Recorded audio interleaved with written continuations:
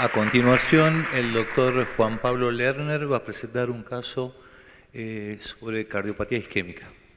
Muy buenas tardes a todos, soy el doctor Juan Pablo Lerner, actualmente cardiólogo intervencionista que forma parte del staff del servicio de hemodinamia del Hospital Centro de Salud Zenón Santillán. Siguiendo el tópico casos clínicos que enseñan, a continuación voy a presentar un caso clínico de un síndrome coronario agudo en mujer joven. Se trata de una paciente de sexo femenino de 45 años de edad, sin factores de riesgo cardiovasculares conocidos, sin antecedentes cardiovasculares familiares ni patológicos previos y sin medicación habitual, que consulta en nuestro hospital por un cuadro de dolor precordial mientras se encontraba practicando fútbol, un dolor de tipo opresivo, de gran intensidad, de 1 hora de evolución, acompañado de parestesias de ambos miembros superiores y síntomas neurovegetativos. Se realiza una primera evaluación en guardia con sospecha de síndrome coronario agudo, donde se puede ver que presenta una localización de T tipo Willems positivas y negativas en cara anterior.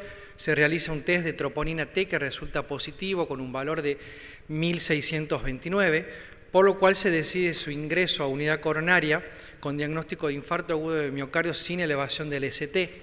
Se realiza un tratamiento de estabilización con 6 drogas, la paciente evoluciona de forma favorable y asintomática.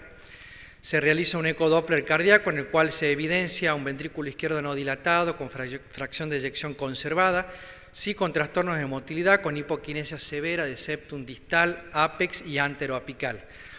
Por este motivo se decide realizar una cinecoronariografía donde se evidencia en descendente anterior, en su tercio medio, una imagen de doble luz con afinamiento difuso a dicho nivel, con un flujo distal conservado, es decir, TIMI3, compatible con disección coronaria espontánea de la arteria descendente anterior, sin limitación al flujo, producto de un hematoma compresivo.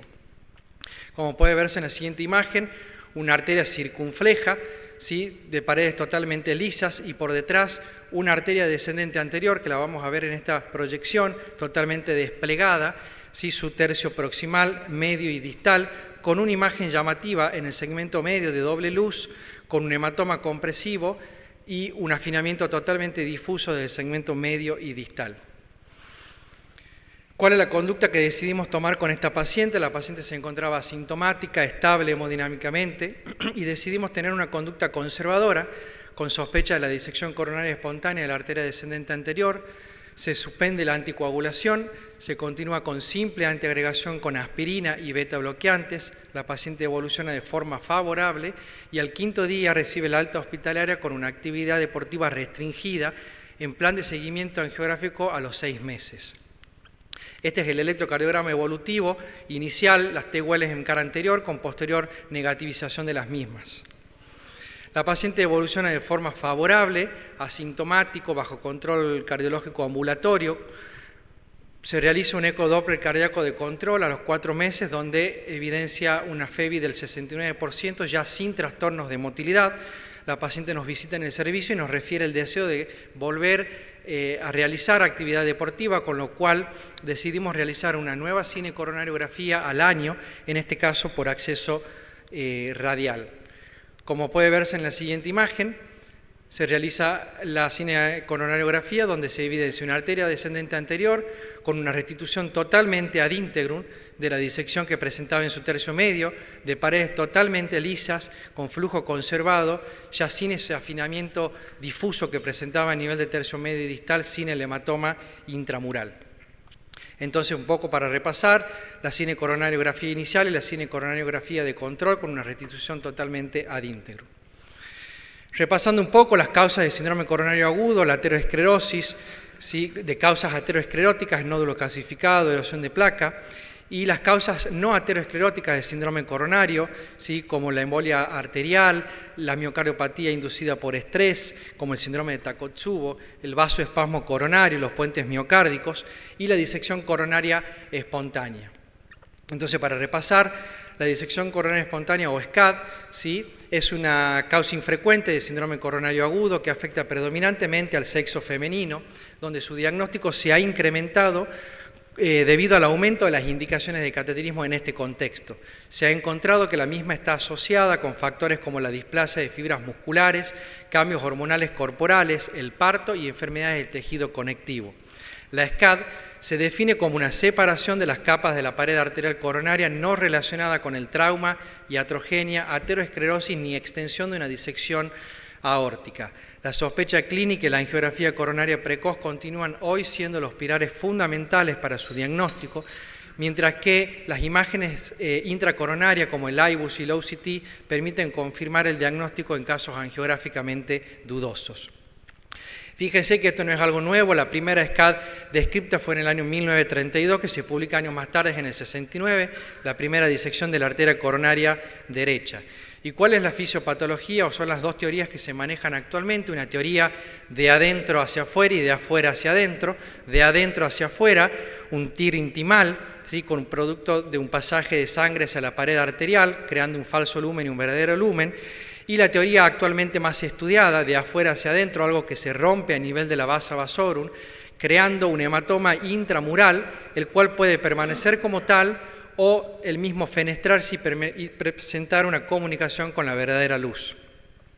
Entonces, de nuevo, un TIR intimal y la teoría del hematoma intramural con un fenómeno compresivo sobre la verdadera luz.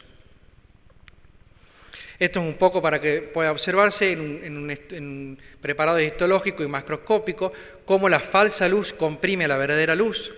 Entonces, ¿por qué es importante tener en cuenta y saber de esta patología? Porque si no la conocemos, la tratamos mal y las cosas nos salen mal. Entonces, como dijimos inicialmente, es una patología que afecta predominantemente al sexo femenino en más del 90% de los casos. Son pacientes que no tienen factores de riesgo muy bien definidos, pacientes con estrés emocional fuerte, pacientes con uso de hormonas exógenas, antecedentes de migraña, ¿sí?, actividad física intensa, estaría relacionado con trastornos periparto y perimenopáusicos y sobre todo una fuerte asociación con la displasia fibromuscular, otra enfermedad aterosclerótica no inflamatoria de causa aún desconocida que afecta al sexo femenino en edad joven, donde tendría una asociación de más del 70%. Si uno repasa las presentaciones de síndrome coronario, la prevalencia de SCAD representa entre el 1 al 4%, pero si uno toma este subgrupo de pacientes, realmente la prevalencia es del 24 al 35%. Esto es un poco la clasificación angiográfica descrita por Jacqueline So, donde lo describe como clasificación tipo 1, con la típica imagen de doble luz, tipo 2 con un afinamiento difuso mayor a 20-30 milímetros, tipo 3, tal vez la más compleja de poder diferenciar entre una placa aterosclerótica, ya que es una lesión más focal y tubular. Entonces, de nuevo, la disección tipo 1, tipo 2, tipo 3 y la tipo 4, en la cual el vaso está ocluido totalmente. Nosotros desde nuestro servicio tenemos presentado el año pasado en el Congreso Latinoamericano de Cardiología un trabajo de disección coronaria con una serie de casos de más de 25 pacientes, donde fíjense las características angiográficas recolectadas en nuestro servicio en más de 10 años, ¿sí?, con patrones específicos como doble luz angiográfica, estenosis por compresión, cambios fásicos de calibre, retención de contraste, oclusión transitoria. Esta fue una paciente que presentó una oclusión transitoria de la arteria circunfleja, donde en inyecciones posteriores se puede observar la restitución ad interum del vaso y un caso de disección coronaria crónica. En lo que respecta al diagnóstico, el gold standard hoy sigue siendo la angiografía coronaria. Disponemos de imagen intracoronaria como el IBUS y el OCT, donde puede ayudarnos en casos angiográficamente dudosos. Fíjense en la ecografía intravascular cómo se visualiza el hematoma en forma de semiluna y también en la tomografía de coherencia óptica. Este es un vaso normal. Acá puede visualizarse el hematoma en esta forma de semiluna intramural y en esta última imagen cómo ese hematoma se fenestró y se comunica con la verdadera luz. En lo que respecta a la angiotomografía coronaria, tiene sus limitaciones para el diagnóstico. Esto se ha observado en las publicaciones de casos donde aún teniendo como guía la coronariografía previa y sabiendo dónde se localizaba la disección, en un 20% de las SCAD no fueron identificadas por angiotomografía. Y esto tal vez debido a que esta patología tiene una tendencia por afectar segmentos medios y distales de fino calibre, donde la angiotomografía tendría su limitación en su resolución espacial. Entonces, como puede verse, la SCAD su diagnóstico es complejísimo, desde un contexto epidemiológico, hallazgos o patrones angiográficos específicos, realizar un screening de displasia fibromuscular, la cual nos puede ayudar un poco más a su diagnóstico, imagen intracoronaria que a veces no puede ser factible de realizarse por un estado clínico del paciente, una inestabilidad hemodinámica, e incluso estar contraindicado, ya que se tratan de arterias lábiles, ¿sí? En la cual utilizar una imagen intracoronaria puede traer peores resultados. En lo que respecta al tratamiento, todo a base de expertos y publicaciones de grandes series, dentro de ellas unas series canadienses con más de 700 pacientes. No existe actualmente un ensayo clínico aleatorizado de esta patología, en la cual se ha observado que siempre que la situación clínica lo permita, el tratamiento debe ser conservador, el cual se realiza en la mayoría de las publicaciones de serie de casos en más del 80% con buenos resultados. ¿Y esto por qué? Porque la tendencia de esta patología, fíjense como en esta imagen, donde presentaba una oclusión total de la arteria descendente anterior a nivel distal, como a los 2 años se visualiza una restitución ad integrum de la misma, e incluso esta paciente presentó una nueva disección en otro vaso, es decir, no estaríamos disminuyendo las recurrencias teniendo una conducta intervencionista agresiva. De hecho, esto está respaldado, ¿sí?, por datos publicados donde el intervencionismo estaría relacionado, asociado a mayores tasas de complicaciones, menores tasas de éxito e incluso en aquellos patrones angiográficos de tipo 2 de la clasificación de Song, que son los más frecuentes. Con respecto al tratamiento médico, siempre la tendencia fue realizar como tratamiento médico los beta bloqueantes, tal vez similando lo que era la disección de aorta, y por un estudio de casos y controles publicado desde Canadá, donde se creía que existía un efecto protector, ¿sí?, de los beta bloqueantes. El tema es que después aparece una publicación, una actualización de este estudio en el año 2022, donde tal efecto protector realmente no se presentaría. En lo que respecta a la antiagregación, ¿por qué es importante entonces realizar el diagnóstico de esta patología?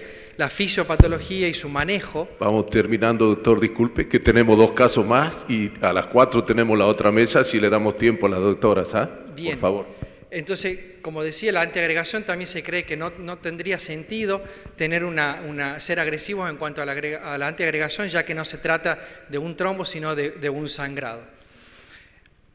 Esto es un poco, del registro del disco SCAD, donde se evidenció justamente que la doble antiagregación se asoció a mayores eventos. Existe actualmente, para ir terminando, el VA-SCAD, que es un estudio, el primer ensayo clínico aleatorizado y randomizado, llevándose a cabo de esta patología para poder estudiarse justamente estas 2 principales disyuntivas en cuanto al tratamiento, que son los beta bloqueantes y la antiagregación.